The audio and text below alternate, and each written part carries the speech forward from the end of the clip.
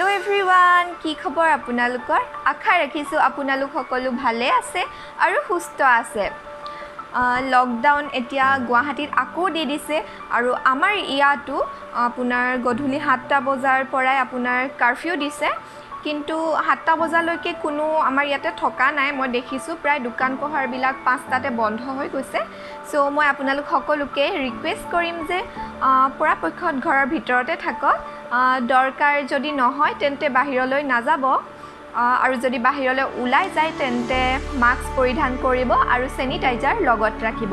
যেহেতু এতিয়া কোভিডৰ পেশেন্ট দিনক দিনে বাঢ়ি গৈ আছে হেতু কাৰণে আপুনি আপোনাৰ নিজৰ কেয়াৰ আপুনি নিজে ল'ব লাগিব আৰু আপোনাৰ পৰিয়ালৰ মানুহৰো আপুনি নিজে কেয়াৰ ল'ব লাগিব সো ফ্ৰেন্ডছ মই আজি আপোনালোকৰ কাৰণে লৈ আহিছো খৰিচা দিয়া চিকেনৰ এটা ৰেচিপি যেটো খাবলৈ বহুত সোৱাদ হয় আৰু লগতে বনাবলৈ একেবাৰে ইজি হয় ইয়াত বেলেগ একো বস্তু নালাগে আৰু মই এটো একদম একো মছলা মই ইউজ কৰাই নাই কেনেকৈ মই এটো বিনা মছলাতে মই আজি এই চিকেন ৰেচিপিটো বনাইছো হেতু জানিবলৈ কিন্তু আপুনি মোৰ ভিডিওটো সম্পূৰ্ণকৈ চাব লাগিব আপোনাৰ ঘৰত যদি খৰিচা আছে তেন্তে হেয়া খৰিচাৰে আপুনি এটো বনাব পাৰে যদি আপোনাৰ খৰিচা নাই তেন্তে আপুনি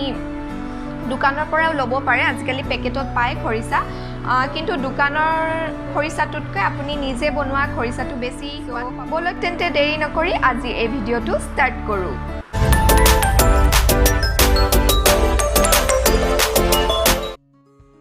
এই ৰেচিপিৰ কাৰণে মই লৈছো 250 গ্ৰাম চিকেন আৰু দুটা আলু মই এনেদৰে ডাঙৰ ডাঙৰকৈ কাটি ললো আৰু এটা বিলাহীও মই এনেকৈ কাটি লৈছো আৰু আনফালে মই লৈছো দুটা ডাঙৰ সাইজৰ পিয়াজ এনেদৰে মই কাটি ললো আৰু ইয়াত প্ৰায় 10-12টা মান নহৰু আছে আৰু ইফালে আছে টুকুৰা আদা আৰু ইয়াত মই 3টা শুকান জলকীয়া এনেদৰে পানীত ডুবাই থৈছো আৰু অলপ পিছত মই এই শুকান জলকীয়া আদা নহৰুখিনি মই চপ কৰি লম আৰু এফালে মই লৈছো জালুকৰ গুৰি বস ইমানেই এই ৰেচিপিটোত মই আপোনালোকক যেহেতু প্ৰথমে কৈছোৱেই যে মই বেলেগ একো মছলা ব্যৱহাৰ নকৰো মই এইখিনিৰে মই মোৰ আজিৰ ৰেচিপিটো বনাম এইখিনি চাও মই গুটি নহৰু আৰু আদা শুকান জলকীয়াখিনি মই এটা চপাৰত চপ কৰি ললো আৰু আপোনাৰ ওচৰত যদি চপাৰ নাথাকে তেন্তে আপুনি মিক্সিত গ্ৰাইণ্ড কৰি ল'ব পাৰে নতুবা আপোনাৰ ওচৰত যদি খুন্দনা থাকে আপুনি খুন্দনাটো পিছি ল'ব পাৰে এয়া হৈ গ'ল আজি আমাৰ ৰেচিপিটোৰ মেইন ইনগ্ৰেডিয়েন্ট আৰু হেয়া হৈছে খৰিচা হয়তো সকলোৱে চিনি পাইছেই মই ইয়াত 3 চামুচ খৰিচা লৈছো প্ৰথমে মই যিখিনি আলু লৈছিলো সেই আলুখিনি মই এনেদৰে এটা সস পেনত অলপ সময় সিজাই লম একেবাৰে সিজাই নেপেলাব আধা সিজাকৈ ৰাখি দিব মই যেহেতু এই ৰেচিপিটোত একেবাৰে কম তেল ইউজ কৰিম সেই কাৰণে মই আলুটো ফ্ৰাই নাই কৰা মই এনেদৰে বইল কৰি লম গেছটো জ্বলাই কেৰাহীখন পাতি কেৰাহীখন গৰম হোৱাৰ পিছত মই ইয়াত 2 চামুচ জোখাৰে মিঠাতেল দি লম এই ৰেচিপিটোত সাধাৰণতে তেলটো কম ইউজ কৰিব লাগে সেই কাৰণে মই ইয়াত কম তেলত বনাবলৈ ট্ৰাই কৰিছো আপোনালোকেও আপোনাৰ যিমানটো চিকেন হয় সেই অনুযায়ী আপুনি তেলৰ জোখটো লৈ ল'ব তেল গৰম হৈ গৈছে মই এতিয়া ইয়াত কাটি লোৱা পিয়াজখিনি দি প্ৰায় 1 মিনিট মান সময় ফ্ৰাই কৰি ল'ম বেছি সময় ফ্ৰাই নকৰিব কাৰণ এই ৰেচিপিটোত আমি পিয়াজটো বেছি টাইম ভাজি থাকিব নালাগে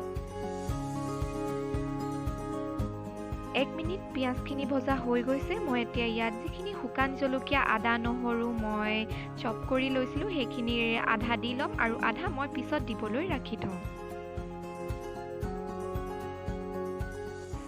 এতিয়া মই ইয়াত কাটি থোৱা বিলাহীখিনি এড কৰি ললো আৰু কিছু সময় এনেদৰে ভাজি লম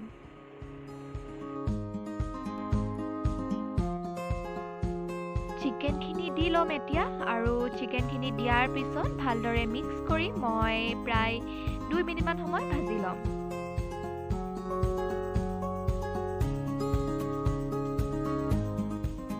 আটাইখিনি ভালদৰে মিক্স কৰা হৈ গ'ল মোৰ মই এতিয়া ইয়াত যিখিনি মই আলু হাফ বইল কৰি লৈছিলো সেই আলুখিনি ইয়াত দি লম আৰু তাৰ পিছত মই সোৱাদ অনুযায়ী নিমখ আৰু হালধিও দি লম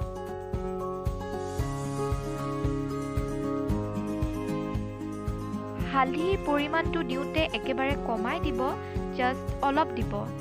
আমি নৰ্মেল চিকেন কাৰী বনাওঁতে যিটো আমি হালধি দিওঁ সেই পৰিমাণত হালধিটো নিদিব, হালধিটো একেবাৰে কমকৈ দিব।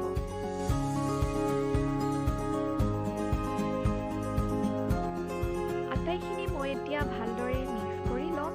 আৰু মিক্স কৰি কিছু সময় ভাজি ল'ম। তাৰপিছত মই ইয়াত যিখিনি মই আদা, নহৰু আৰু শুকান জলকীয়াৰ পেষ্ট বাকী ৰৈছিল সেইখিনি মই ইয়াত এতিয়া এড কৰি ল'ম।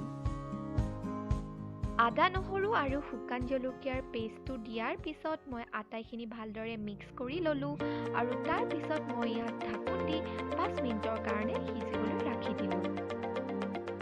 আৰু গেছটো একেবাৰে ল' ফ্লেমত থ'ম।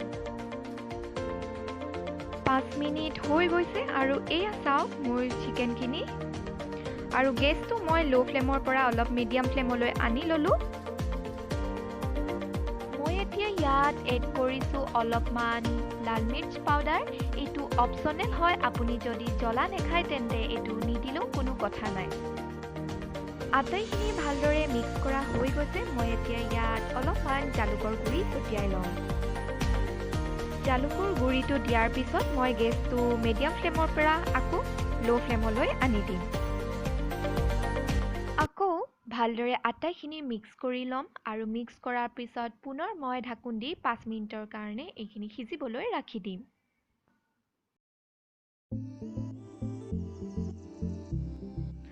পাঁচ মিনিট হৈ গৈছে আৰু এয়া চাওক আমাৰ চিকেন প্ৰায় আধা সিজা হৈ গৈছে আৰু মই এতিয়া ইয়াত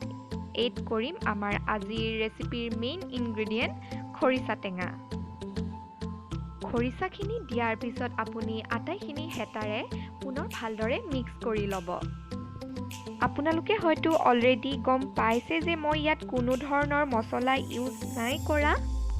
কিন্তু এইটো নাভাবিব যে মছলা ইউজ নকৰাৰ কাৰণে কিজান খাবলৈ বেয়া হ'ব নেকি। তেনেকুৱা অলপো নহয়, কাৰণ খৰিচাৰ এটা নিৰ্দিষ্ট সোৱাদ আছে, ইয়াৰ এটা নিজৰ ফ্লেভাৰ আছে, যিটো হয়তো এইটো যিসকলে ঘৰত আগতে বনাই খাইছে তেওঁলোকে গম পাব, আৰু যিসকলে নাই খোৱা তেওঁলোকে সোনকালে ঘৰত এইটো ৰেচিপি ট্ৰাই কৰক, বনাওক, নিজে খাওক আৰু নিজৰ পৰিয়ালৰ মানুহকো খুৱাওক। ইয়াত মই এতিয়া এড কৰিম আধা গিলাচ গৰম পানী, আৰু গৰম পানীখিনি এড কৰোঁতে আপুনি গেছটো ল' ফ্লেমৰ পৰা মিডিয়াম ফ্লেমলৈ আনি ল'ব। মিডিয়াম ফ্লেমতে ৰাখি মই এতিয়া ঢাকোনখন দি 10 মিনিটৰ কাৰণে মোৰ চিকেনটো সিজিবলৈ ৰাখি দিম আৰু 10 মিনিটৰ পিছত মোৰ চিকেন ৰেডি হৈ যাব।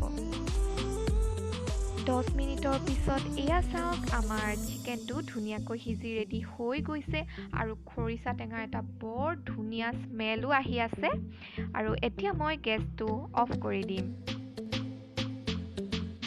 খৰিচা দিয়া মাংসৰ এই আঞ্জাখন আপুনি গৰমে গৰমে ভাতৰ লগত পৰিৱেশন কৰিবচোন, বৰ ভাল লাগে। দেখাততো ধুনীয়া লাগিছেই নহয় জানো, খাবলৈও কিন্তু সেইমতে দুগুণ সোৱাদ লগা হয়। মই কিন্তু এনেকৈ কথা কৈ থাকিলে আপোনালোকে ইয়াৰ সোৱাদটো গম নাপাব,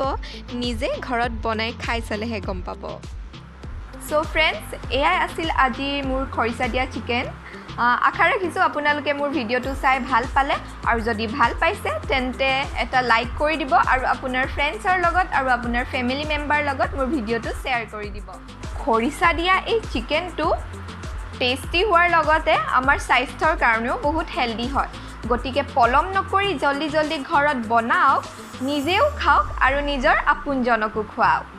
আৰু এটা কথা, আপুনি যদি মোৰ ভিডিঅ' প্ৰথমবাৰৰ বাবে চাইছে তেন্তে প্লিজ মোৰ চেনেলটো ছাবস্ক্ৰাইব কৰি দিব আৰু লগতে থকা বেল আইকনটো প্ৰেছ কৰি দিব, যাতে মোৰ ভৱিষ্যতে দিয়া ভিডিঅ'বিলাকৰ ন'টিফিকেশ্যন আপোনালোকলৈ আহি থাকে। তেন্তে আজিলৈ আহিছোঁ, সুস্থ থাকক আৰু সুস্থ খাওক।